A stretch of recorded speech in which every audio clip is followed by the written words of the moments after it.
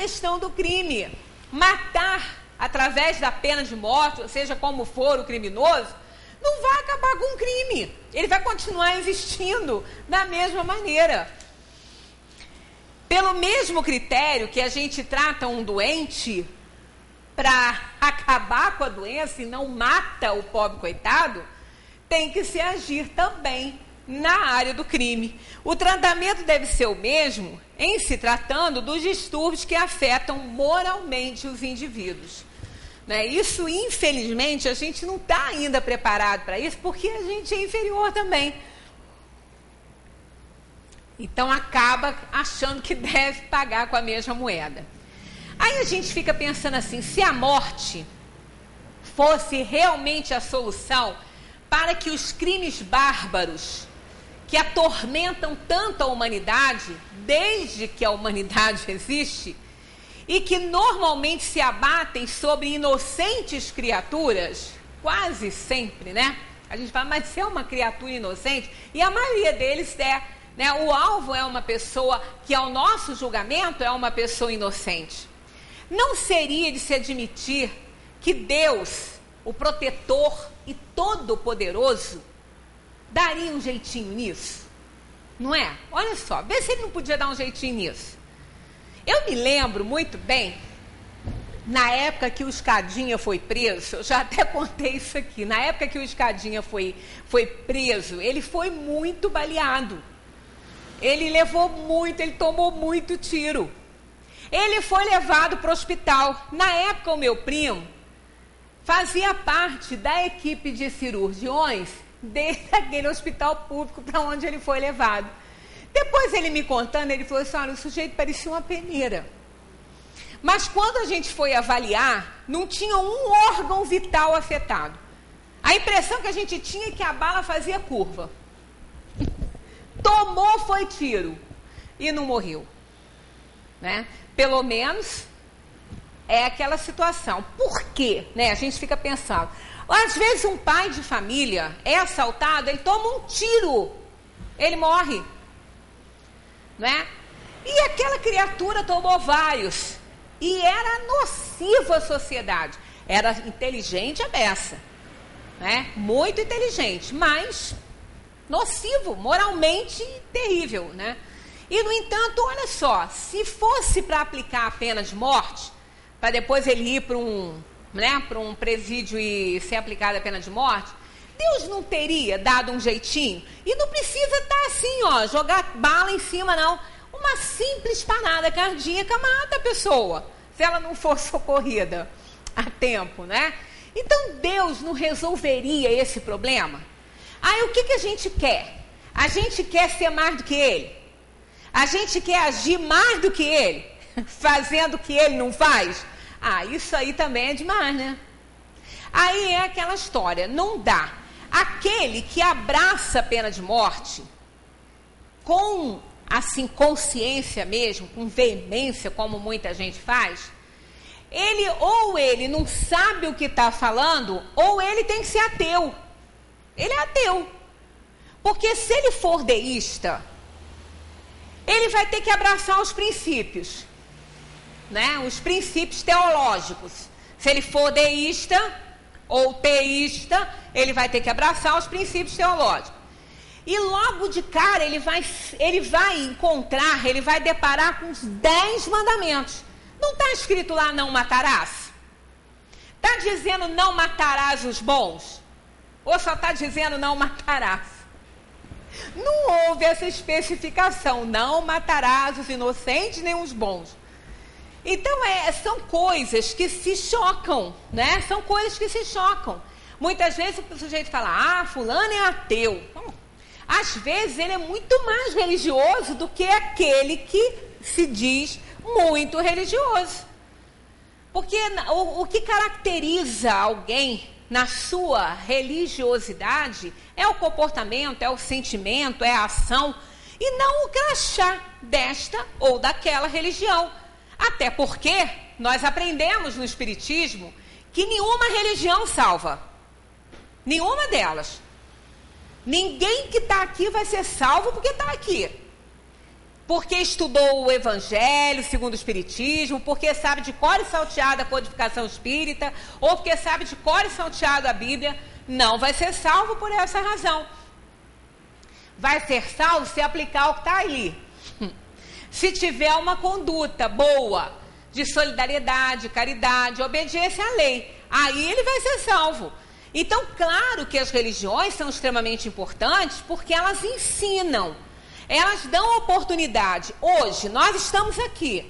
Se nós não estivéssemos aqui hoje por alguma outra razão, talvez não estivéssemos onde, né, nos encontrássemos estudando o Espiritismo.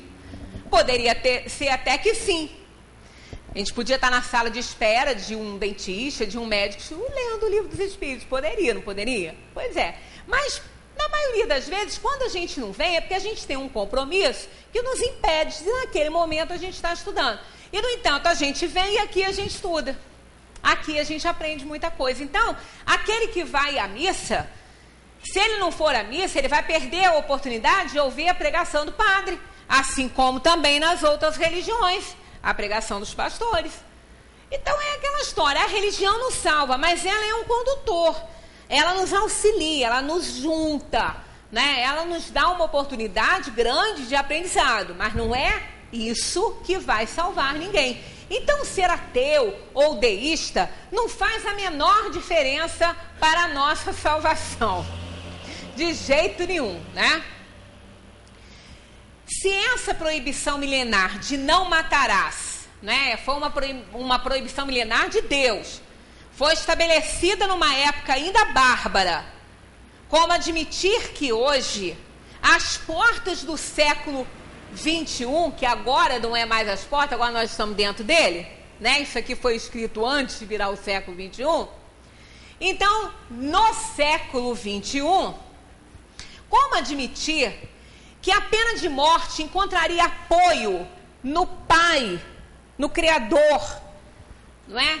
Na justiça e no poder de Deus? Como admitir?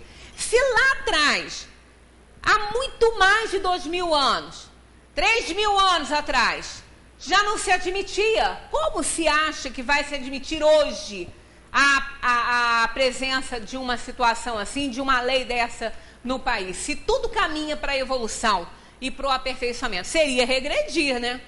Então, claro que, de acordo com o Pai eterno, com certeza, isso não seria viável, de jeito nenhum.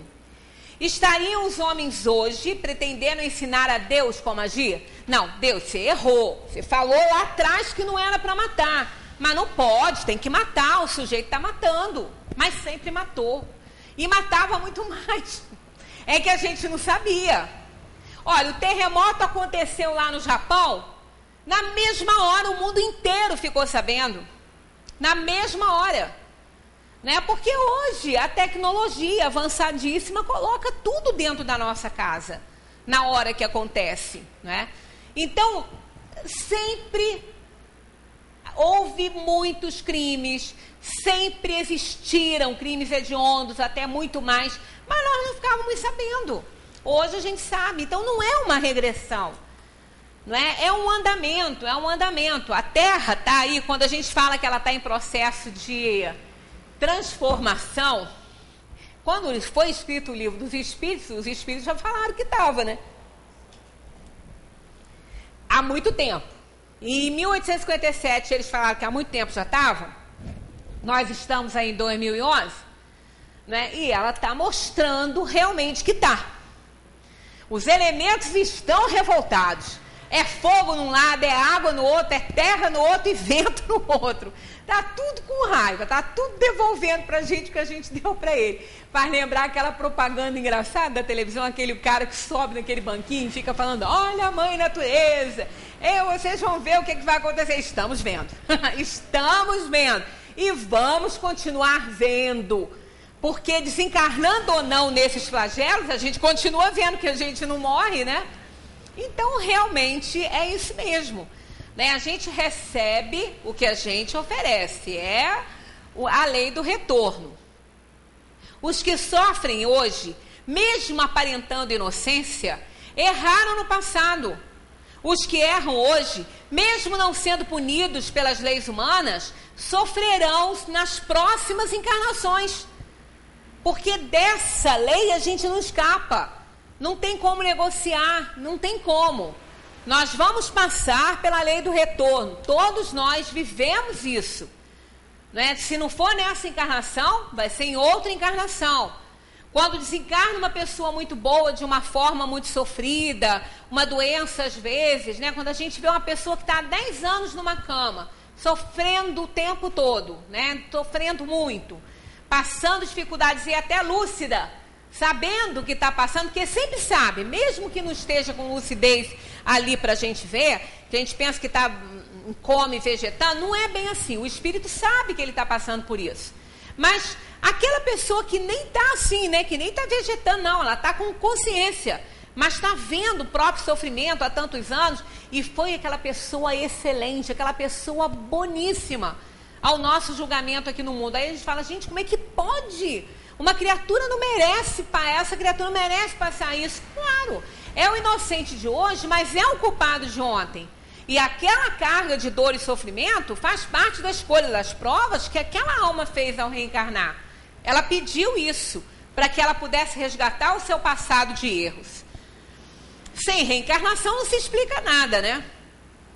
Os inocentes de hoje, mesmo em corpos infantis, não são inocentes de ontem. São devedores das leis de Deus que não falham jamais. A lei humana sim, mas a lei de Deus não falha. São espíritos velhos em corpos novos.